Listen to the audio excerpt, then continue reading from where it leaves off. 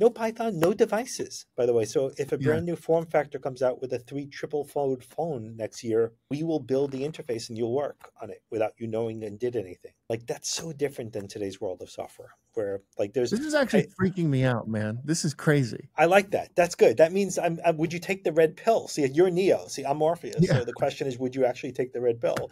I'm Like that's taking the it. Of question. course I'm Yeah, taking you're taking it. Good. I like that. it.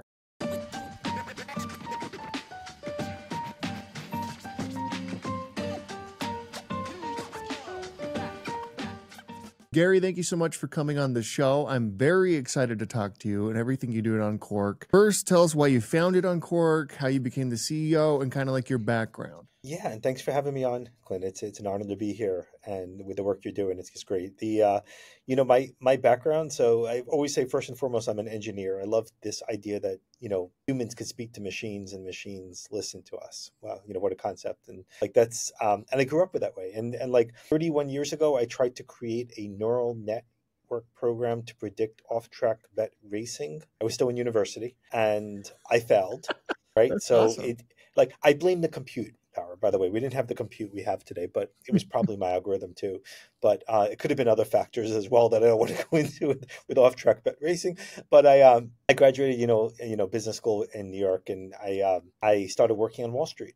And it's been 30 years ago that I started climbing that corporate ladder that we all dream about, like, and why Wall Street? Because tech, it's high speed. It's nanosecond. It's like, it's where all the latest inventions will be created and the needs are. And I loved it. I had, while I climbed that corporate ladder, I had like 7 patents issued that are still in production today. A system called Grand Central, another one called Marketplace, and like e-commerce. And I became one of the youngest MDs at Citi on the technology side and climbed it to the top where and then was joined another Fortune 50 company to be their global CIO, and then owning the responsibility, like 10,000 engineers and all everything I thought I dreamed of.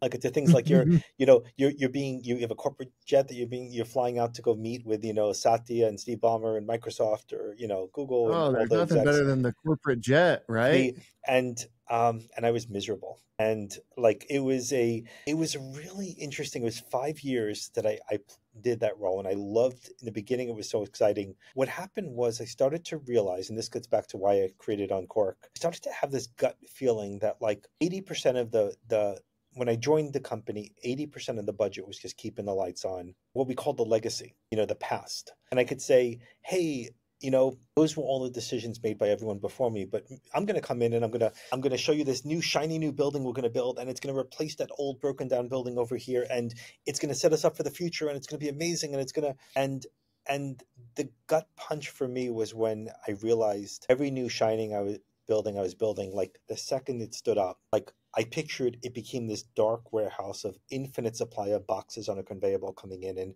and the boxes were labeled change request and defect and business requirement and regulation and security vulnerability and ethical hack testing and COB testing and DR testing, and then there's uptime reports and there's patching, and you couldn't keep up. And immediately that building you built, you were so proud of, that launched, it started to deteriorate. And the image I had was every day I was there, I was making the company worse. And every technology I was bringing in to help drive the future of the company was actually setting it backward, because you could never keep up with all of the maintenance required to keep software up to date. And it's a hard, this feeling that like the thing you dream of, the thing you want, is suddenly the thing that's actually causing the most issue. And so I left in 2017 to create Uncork. And, I was flying Zone 5 United. I was funding the company with, credit cards and sleeping on couch and everything everyone does. Everyone's like, oh, you left the C-suite and you built a company. Well, the reality was I had zero funding. I was turned down by 300 investors who said, I'm absolutely nuts and this will never work. And the thing was, I lived it for 25 years and I knew what's needed. And, I was told I was too old. I was 44. I was told I should have had 3 startups by then. And so, created the company. I had the most amazing team who helped drive the company through, really a rocket ship of growth. and here we are now. Our goal is simple. The goal is, imagine a world where every application you create, as unique as it is and custom as it might be, every day it exists, it's getting stronger without you doing anything. So imagine a world where there's no more maintenance of software, and you could focus on driving value from business and changes. And that's what we built. That's what's so exciting about Uncork is, the future of all technology, and fixing the pain and suffering that I saw firsthand. But one of the challenges of running a business that you just described is like, you're trying to build something. Even if you're trying to build something new, you've got to tie it into the legacy systems. You got to do all that type of stuff. And then like, you're super excited and it takes what, 8, 12, 16, 18 months. Like, you just kind of like, let's get going. Like, let's go, and all of a sudden, like when it launches, you're like, we actually have to launch X now, and so, how do you solve for that at Uncork? Yeah. What we like to say with Uncork is we've removed the barrier of, innovation, which is code. Like, so very simple. When I was at, in the corporate world, what I realized the problem is not people. It's not, we need AI to write code and we need, more packaged software from the large cap companies that are out there. The problem I saw was humans invented 9,000 cryptic languages to speak to machines, like COBOL and Java and .NET and, VBA in an Excel macro and assembler. And we invented all these cryptic languages to communicate that you can't understand. Only 18 million people in the world read them, and probably only about 1 million are proficient at it. But machines don't understand the languages either. So if I showed you R, and said, here's a function in R, or Haskell function, which is a language of functional programming, it would look like ancient Greek to you. The thing is, it actually looks like ancient Greek to the machines too. So the machines understand machine code. I realized was like humans had to invent interpreters, compilers, and all these runtimes and operating systems. Windows is just it's a runtime. When you look at the variation of language and runtime to simply satisfy a goal of a business, it's an infinite complexity problem. And the best example, CrowdStrike and Microsoft and Delta just demonstrated it to the world. It's an infinite complexity problem because the runtimes will continuously have to change. They'll have issues, they'll need improvement, security issues. The languages need to change and are written poorly for the most part. You actually can never recreate an environment in time. You could never recreate a transaction in the past because you'd have to recreate the entire technology stack, and it's impossible. So like the Microsoft, and CrowdStrike example, like the issue is the runtime. It's Windows. It's just that no one could ever test every scenario. And that's so what we did with Uncork was like, we said, remove the language and remove the runtime. So like, what do we do? Like, describe your software using data that's democratized, that you and I could both read and understand together. And then there's no more languages, no more runtimes, there's no more compilers, no more interpreters. It's all gone. But like, it's such a huge fundamental shift in the way, any technologist thinks. And there are those technologists, Clint, that will look at us and go, I have 10,000 engineers working for me. If I deploy this, they'll all be out of work tomorrow. Like there's no, so like they look at us like a vampire coming in to suck their blood out. And others look at it as like, this is letting me focus on what truly matters, which is the business innovation. And then we have others who look at this and go, I'm going to just enable my business with your software and let them build so I could govern them. But this way I don't stand in the way of them. And like and it's such a different, and which means we're alone in a category where to me, I feel like my role as CEO a lot of times is Morpheus and Matrix, the 25th anniversary. So like, and I'm trying to convince someone to see that everything they're doing today is wrong. And what I felt like that every single thing you're doing today is creating more legacy for tomorrow. Like so it's a really interesting space to be in as a founder and CEO. And it's 7 years in now. And, what I'm most proud of is not just the people inside of Uncork. Our first customers are still not just using Uncork today, 7 years later, but they're on the same version that you would use if you signed up tomorrow. And they've been updated without ever knowing it hundreds and hundreds of times in the past few years, where their application has gotten stronger day by day as opposed to weaker. And that was what I set out to do.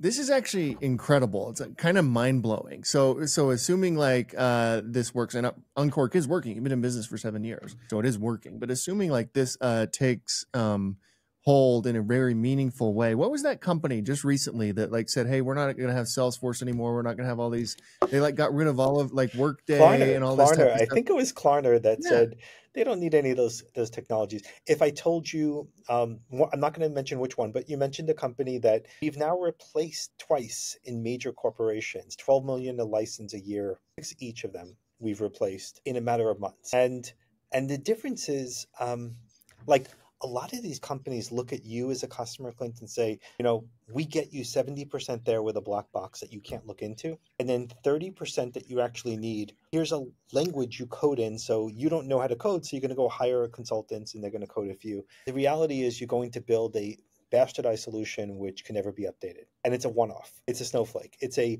building that's immediately rotting and will eventually go end of life and be deteriorated. Like that's their goal is to lock you in. Their goal is vendor lock-in. Like let's get, and our goal is like complete open standard, open system. You are free to move away from us and we'll teach you how and tell you who could help you. You're never going to want to, because once you're here, you're benefiting from every other customer we have. And we have, to your point, if it's working, we're approaching any day now 5,000 mission critical applications, such as anyone getting married in New York City. We are the clerk system of record. Like if you go online and say I want to get a marriage license, your birth certificate's uploaded to our system. Like and it's like mission critical, like just helping people, helping lives, helping businesses. Like that to me is fun. That's Okay, so what message do you? I'm in Utah. That's where we're based here, and Utah is very well known for having great software as a service companies come out of here, right? Like Omniture, Adobe's here. You've got Qualtrics. I mean, I could go on and on and on. We're like really good at it. Probably second best at it to Silicon Valley. What message do you have to SaaS CEOs, given what you're describing right here? Because it feels like you're going right at that whole business model in a way that is really fascinating. It's really disruptive and very cool. But what do you say to them? So to me, what I would say is like we view Uncork as an engine. It's an application engine. If I could wave a magic wand, Clint, it would be running in every VPC and every cloud. So we're already Microsoft Azure and Google, all three marketplaces, and we have all three customers. I would have it running on every GPU and CPU and TPU. That engine, that's what we built. It's a boring infrastructure that lets you get control of your code, eliminate your code, and imagine moving your mainframe to us with a click of a button. Like that's the way. What that excites me. Now, from a SaaS company point of view, so those great companies you mentioned in Utah, which we know well, there are SaaS companies and technology companies using our engine to enable them to reduce their internal expenses, to offer cheaper prices to customers and pass it on, as well as eliminate all their technical debt. So we are being OEM'd by software companies today. There are startups built in Uncork that are even public in NASDAQ, and like they're using our technology, crypto companies, and to me, it's more about how do we work together, because we don't ever want to say, let's build a better Workday that we're going to take to market. We would see Workday potentially using Uncork behind the scenes to build a better Workday and, more flexible. Our goal is to eliminate the customization of code. That's what the goal is. That's like for Adobe, we could eliminate all PDFs and digital paper. Like to us, we could take in a PDF and generate a form and digitize it and make it instant, something beautiful for a customer to interact with that's secure. That's so to me, it's more, Clint, it's more about the partnerships that excites me. More about like, there is so much opportunity out there. When's the last time you walked into a doctor's office and you felt like it was digitized? Like it's horrible. That's never Yeah, happened. never. Like, so like, I think about when I'm applying for my kids' schools or, like what's all I keep looking at is paper. And not only that, but like how many times do you repeat entering something you've done before over and over and over again? And wouldn't you rather just take a picture of your license and it just knows everything from there and knows who you are? Like it's really, there's just so much opportunity. And, and I like to say we're kind of in that awkward pimple phase of middle school in technology today. And like, we'd love to work with those companies to help them. And we can. Yeah. But So Yeah. that's really interesting. Yeah. So it's basically like moving kind of like your internal infrastructure and figuring out how to eliminate technical debt immediately. Can you go a bit deeper on like what you mean by eliminating code entirely? Like what does no code mean? Yeah. Like it's, So and like, cause I yeah. imagine like there are some people who aren't engineers or developers who are thinking of this as like kind of like AI, you can prompt it to build things or something. So explain what you mean by no code.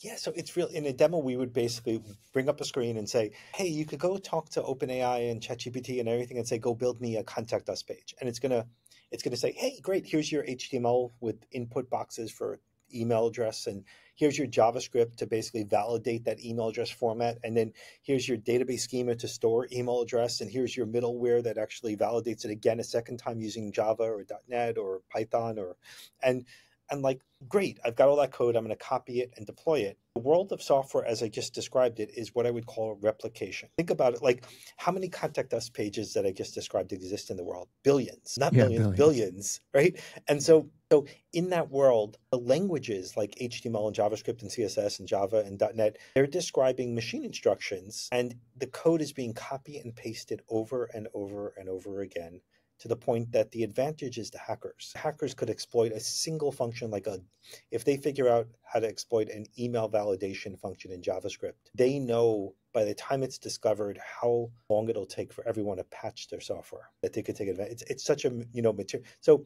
what we mean by, and no code to us is the way you create software, but it's not who we are. So we've been calling Unqork an application cloud or codeless, or for an engineer, we say we're data-defined software. What it means is you could basically say, I want an email address, and the type is email, and that's it. We, on our team, we've coded the validation once, one place that says, here's how you validate it to right email address, and here's how you validate the schema on the database and the storage. So we've coded that a single time in a single engine that you just drag and drop and say, I want an email address and I want a social security number, and I want to bind the social to Experian and TransUnion to get back a credit score. And then when the credit score comes back, I want to run a business rule to see if it's below 600 and ask. Visually assembling software, composing software out of reusable functions we give you that you could create your own. But the difference is all you're doing is defining a data file, a data that describes 100% of your software, 100% of your business logic, your IP. Uncork renders that data file back into the mobile app and the experience real time. And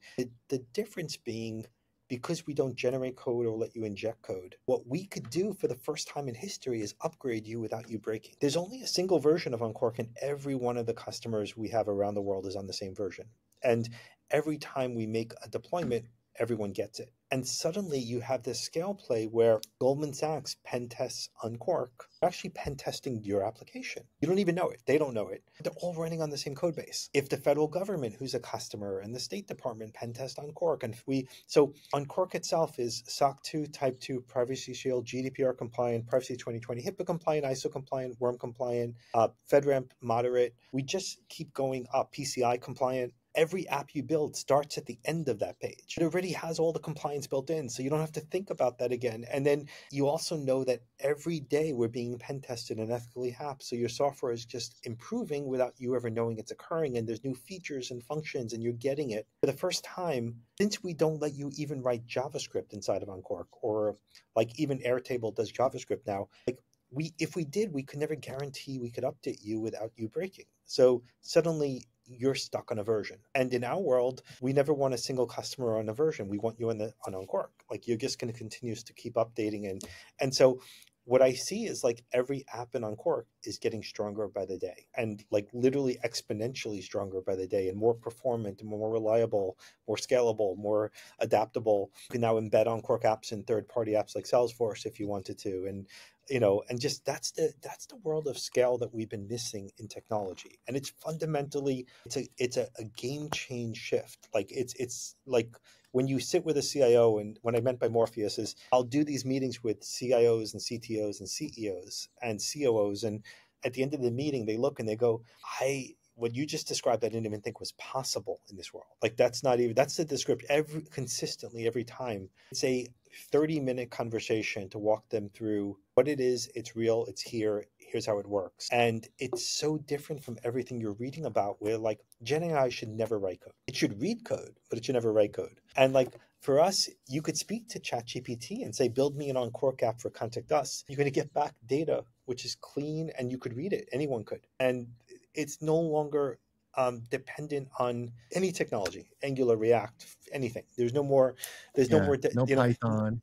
no Python, no devices, by the way. So if a Yeah. brand new form factor comes out with a 3 triple fold phone next year, we will build the interface and you'll work on it without you knowing and did anything. Like, that's so different than today's world of software, where like This is actually freaking me out, man. This is crazy. I like that. That's good. That means would you take the red pill? See, you're Neo. See, I'm Morpheus. Yeah. So the question is, would you actually take the red pill? I'm Like, that's taking the it. Of question. course I'm Yeah. taking it. You're taking it. Good. I like that. Yeah. Of course I'm taking it, man. Tell me about what you just recently launched just a couple weeks ago, September 10th. Yeah. So we've had one of the biggest releases in really our history, I would say, of the company. And the release that we did enabled multiple things. First, we brought our customers and technologists who use Uncork have been looking for not just application versioning that we've always had, but the tools of coding like branch and merge, which is, any engineers listening, branch and merge is a concept, where we can all work together on the same Uncork app. So we had to build that. There's no code. We had to build the concept of branch and merge through data and visualizing it. And so that was one of the major releases we just launched. Another component was a high-speed rendering engine that you could embed in any third-party sites without using insecure iframes, which is a big challenge our customers have always said. And we call that Vega. It's named Star Wars kind of. And then the third thing I would say, which is really the biggest, is we wanted to challenge and prove, is Uncork ready to take on the world and any app? We always get asked the question, Clint, this is great for simple apps. And we're like, no.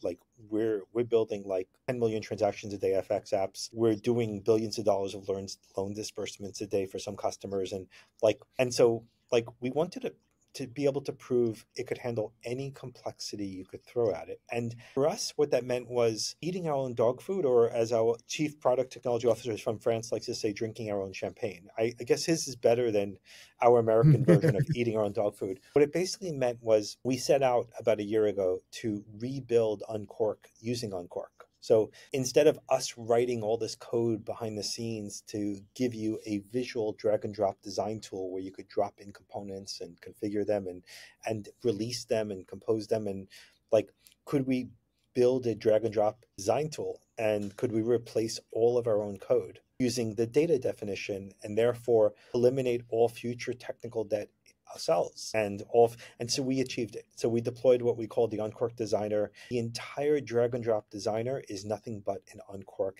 app now. So we've benefited from all the efficiency. And for us, it meant putting the platform to its limits, like making sure it could handle what we needed, which means it'll work for you. But just if you think about it, Clint, it's kind of like asking any of those tools, Salesforce, pick Adobe, was Salesforce built in Force.com, right? So Force.com is not using Force.com to build itself. No, right. It's kind of like asking, was Excel built using VBA? Hell no, it's built using C++. And what we did was we passed the Turing test. We built Uncork using Uncork's language, and therefore we are Turing complete from that point of view. And it also means we can now change the design tool experience to make it so easy for anyone to use and embed Gen AI inside of it. And now you could talk to it and say, build me an app that's a Contact Us page inside of Uncork, and it will use any AI LLM. It could use OpenAI, could use Google, could use Maestro, could use Claude. It doesn't matter to us. It's just a switch, and all that's built in now, which is really exciting. I'm very proud of the team and the release and how they achieved it. Yeah, it's incredible. Let me ask you this, because I know you're focusing on kind of big enterprise customers and that type of stuff. But what do you think this means for our entrepreneurs and startups, to be able to, again, build so much quicker and so much, what do you think about that? So to me, every single incubator, every single startup, every single new company created should be built using Uncork, because you actually don't need an engineering team. So I wanted, again, back to the eat your own dog food or drink your own champagne analogy. About a year and a half ago, I self-funded a incubator. My 11-year-old now, he was 10 at the time, was launching rockets, building custom carbon fiber rockets and designing them in CAD. It was insane. He's like, he will beat Elon Musk maybe to Mars, who knows? But he was, and so what I realized while watching him build rockets and launch them was the lighter the rocket, the faster it flew, right? The faster it flies. It's very simple physics. We always called Uncork a rocket ship, and startups are rockets. Like, but the reality is we put everything inside the startup. We put finance and compliance and legal and engineers, and we don't send a rocket like that to the moon. We put two people in it, maybe one. And so I built a company, you can look it up, called HobermanRockets.com. And it's my former COO of Uncork is now the CEO of this incubator. And the premise being you could launch a startup with a single CEO and no other employee, as long as you build it on Uncork. So you don't need engineers, you don't need maintenance, you don't need all the other costs. And so the first rocket that launched was called Aerodie, and it's gamifying DEI, and they're signing multiple huge enterprise customers by the day. The CEO is so passionate. I think there's 2 full-time employees now in this company, and it's built on Uncork, and it's a HR diversification application. Really cool to see how they did it with AI. The second company that launched is called Spatial Health, and it's my older son who inspired and helped build this company. And my son Spencer had severe food allergies, and the doctors, the best doctors, are like, avoid all nuts. Great, doesn't work. You could go to the best restaurants anywhere in the world, and they're going to not know what that means. And so finally, with my son, researched, and we found there was a doctor, it's called Dr. Shah in it's New York Allergy Center in Center Reach, Long Island, where no one knows where that is, 2 hours out of the city. He has a program which cures food allergies, any allergy to food, anything. Could be sesame, could be tomato, could be eggs and dairy. And I put my son through this, and I did all the work with my son, and I personally took him there Tuesdays. And what I saw was it worked. By the end of the program, in 8 months, he was eating 48 cashews, pistachios, pistachio ice cream, There's no more, I felt like it was 1,000 pounds lighter, not going to get a call from emergency room. And so my son and I then created a company with the doctor using Uncork to take his whole practice to the world. So now anyone of your listeners that has any food allergy anywhere in the world goes to Spatial Health and could sign up to basically cure their allergy in 6 to 8 months from home. And so to me, it's like, my answer to your question is every single startup should be built on Uncork. They could reach out through our page. And we have a brand new Uncork model, which is lightweight for startups to start with, which we haven't had before.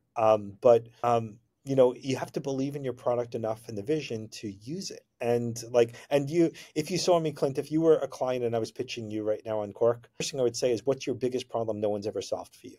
What's the toughest problem, and whatever that might be. And we'll say, okay, let's just build it together now on the fly. And I could still, my team knows if I'm on a client meeting, they're going to pass me the share of Zoom and I'm going to do the demo. I'm going to build it. And it's scary. I always think any CEO coming to pitch you should be able to show you the product and detailed. No, and I don't think that's the case. And I think that should be a requirement. Yeah, you would think that should be, but yeah, I don't think it's the case either. What does a typical day look like for you? Yeah, so to me, to me, kids are a huge part of my life. I've got 4 kids, and I love to bring them to anything I possibly can. I took my 11-year-old to an AI event where I'm on the board of New York Science Hall, NISI it's called, and wherever we could go, take him. Our office is in New York City, but we're a remote first company, so our headquarters are here, but our employees could be anywhere. And the thing that energizes me most through my day is meeting clients or prospective clients, and just seeing if they take that red pill analogy and convincing, and it's energizing. Clint, what I've learned the difference between startup and enterprise, because there's not many CIOs who jumped out of the C-suite to build a company. And I recently spoke about that at a different event. I was like, the outside, I called it inside out, outside in. And what I've learned is you wake up in the morning excited. Still 7 years later, I'm waking up excited for the day ahead. What you also learn is there will be 7 things that happen during the day that will bang you over the head harder than you ever could have imagined, and you couldn't have predicted when you started the day. In a corporate world, that never happens. It's just like this small little bumps that, okay, we have a little issue. Let's talk about it next quarter or next month. And when it's a startup, you have to react immediately. There is no waiting. There's no, and that's part of the journey, is understanding that difference. And yeah. Yeah, that's Gary. We need to do an event with you and a bunch of entrepreneurs and people like. If you're down for that, we should do that. I am always down for that. And I am a big snowboarder. I've been snowboarding since I used to take I was a sponsored Yeah, come on skateboarder, out. Clint, in my old day. So I've been snowboarding for 34 years maybe. And you said you're in Utah. I'm there. I've like Come on that's out. an easy place to be. Let's do it in the winter. We have a Yeah. huge event. We have a huge event in January. I'll reach out to you about it later. Awesome. So I could talk to you forever, but I want to be respectful of your time. So we end every interview with the same question, and that is, at CEO.com, we believe the chances one gives is just as important as the chances one takes. When you hear that, who gave you a chance to get you to where you are today? I mean, my dad had created his own business, as a publishing business, which meant I got to go home at lunch and work on punch card machines when no one knew what a computer was. And like, so my dad, when, up until he passed away, he was running his business for 35 years, and I got to see and experience. And imagine going home from school to your dad's office every single day. So to me, that's part of it. My mom is an author, published book, quotes. She sends us a quote of the day. Like, so I always look up to, family around you, and I'm hoping one day my kids look back at that as well and say, "Hey, look what my dad inspired here." Like, I know how amazing companies my kids will create. I could see it already. It's incredible. Gary, thank you so much for coming on. Seriously, it means a lot. Awesome. Thank you. Thanks, Glenn. Thanks for having me. Hope to see you at that Hey, event soon. Thank you.